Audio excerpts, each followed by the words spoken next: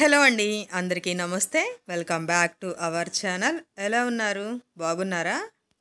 మీరందరూ బాగుండాలని మనస్ఫూర్తిగా కోరుకుంటున్నాను. ఈరోజైతే మరొక పాతకాలపు రెసిపీతో మీ ముందుకైతే వచ్చేసాను.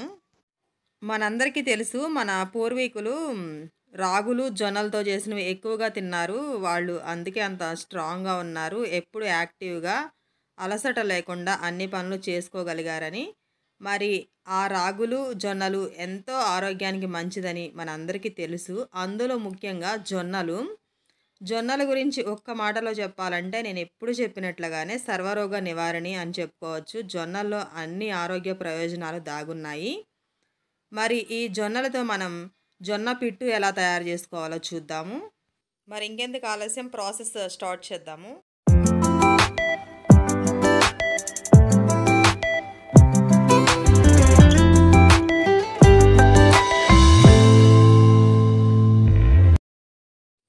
ముందుగా ఈ జొన్న పిట్టు తయారు చేసుకోవడం కోసం 1 కప్పు జొన్నలు తీసుకుంటున్నాను. ఒక నైట్ మొత్తం నానబెట్టుకోవాలి. 2 సార్లు వాష్ చేసి కొంచెం వాటర్ వేసి ఒక నైట్ మొత్తం నానబెట్టుకుందాము. మార్నింగ్ నానబెట్టుకుని ఈవినింగ్ చేయాలనుకుంటేనేమో మార్నింగ్ నానబెట్టేయండి. అదే మార్నింగ్ చేయాలనుకుంటే నైట్ నానబెట్టండి. పచ్చ జొన్నలైనా తీసుకోవచ్చు, మనకి ఏవి అవైలబుల్గా ఉంటే అవి తీసుకోండి. చూడండి, నైట్ మొత్తం నానిన తర్వాత బాగా నానాయి. మార్నింగ్ మళ్ళీ 3 సార్లు వాష్ చేసి ఇవి మిక్సీ జార్లో తీసుకుని పొడి చేసుకుందాము. ఇంకా దీంట్లో కావాల్సిన ఇంగ్రీడియంట్స్: 1 కప్పు బెల్లము, 1 కప్పు పచ్చి కొబ్బరి తురుము, 1 టేబుల్ స్పూన్ ఇలాచీ పౌడర్, నెయ్యి కూడా తీసుకోవాలి. ఇప్పుడు ఈ నానబెట్టుకున్న జొన్నల్ని కొంచెం కోర్స్గా బ్లెండ్ చేసుకుందాము. చూడండి, ఈ విధంగా బరకగా ఉంటే సరిపోతుంది. మనం నైట్ నానబెట్టుకున్న జొన్నలు మార్నింగ్ 3 సార్లు వాష్ చేసి అందులో వాటర్ మొత్తం వంపేసి డైరెక్ట్ పొడి చేసుకోవడమేను.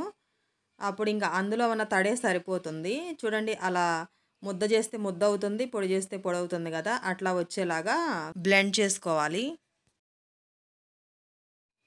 ఇప్పుడు ఒక లోతాటి గిన్నె తీసుకుని అందులో 1/2 వంతు వాటర్ తీసుకోవాలి. ఒక కాటన్ క్లాత్ తడిపి ఆ గిన్నె పైన వేసుకోవాలి. నేను కర్చీఫ్ తీసుకుంటున్నాను, కాటన్ది సరిపోతుంది.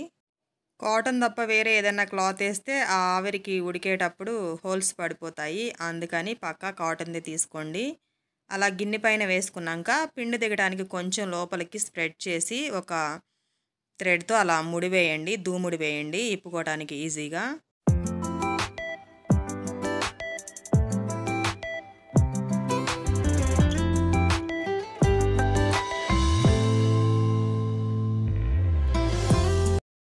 ఇప్పుడు మనం గ్రైండ్ చేసి పెట్టుకున్న జొన్న పిండిని అలా క్లాత్ పైన వేయండి.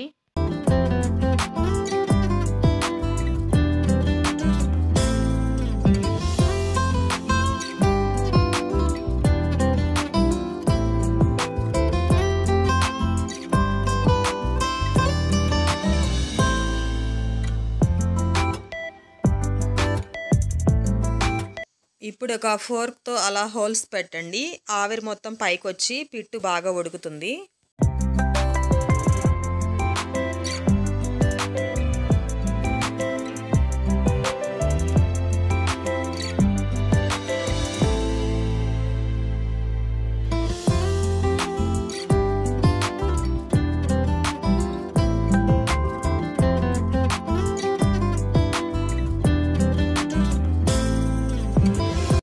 ఫోర్క్తో ఈవెన్గా అలా హోల్స్ పెట్టాక ఎక్స్ట్రా ఉన్న క్లాత్ని పిండి పైన అలా కవర్ చేయండి 4 వైపులా.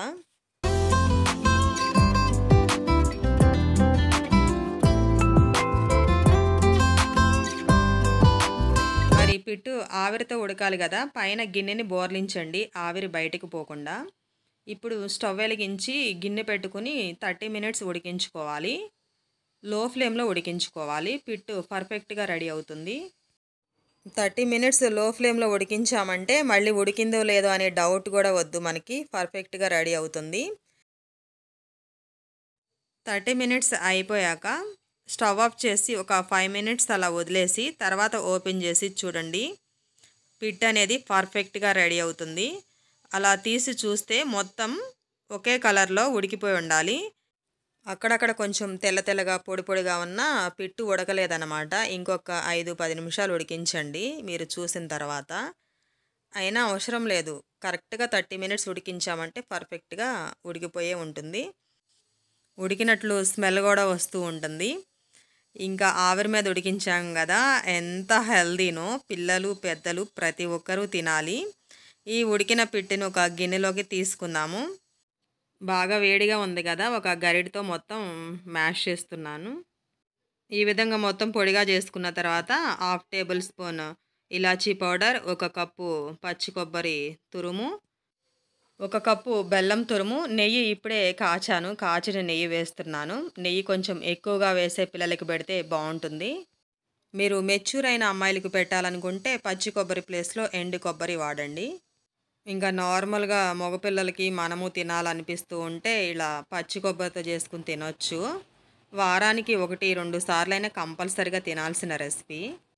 షుగర్ ఉన్న వాళ్ళు తినొచ్చా అని అడుగుతుంటారు గదా! మరి వారి కోసం బెల్లం కొంచెం లైట్‌గా వేసుకోండి. లేదంటే పచ్చి కొబ్బరిలోనే స్వీటే సరిపోతుంది. ఇంకా బెల్లం స్కిప్ చేసి పచ్చి కొబ్బరి, నెయ్యి, కొంచెం నల్ల కారం లేదంటే కరివేపాకు, కారప్పొడి వేసుకొని గూడా తినొచ్చు బావుంటుంది. ఇదండి ఈ వీడియో. ఇలా లడ్డూలాగా చేసుకొని తినొచ్చు. లేదంటే నార్మల్ పొడిగా ఒక కప్‌లో పెట్టుకొని అలా కూడా తినొచ్చు. చాలా అంటే చాలా బావుంటుంది. ఈ వీడియో మీకు నచ్చిందనుకుంటున్నాను. Please like, share and subscribe. Thank you for watching.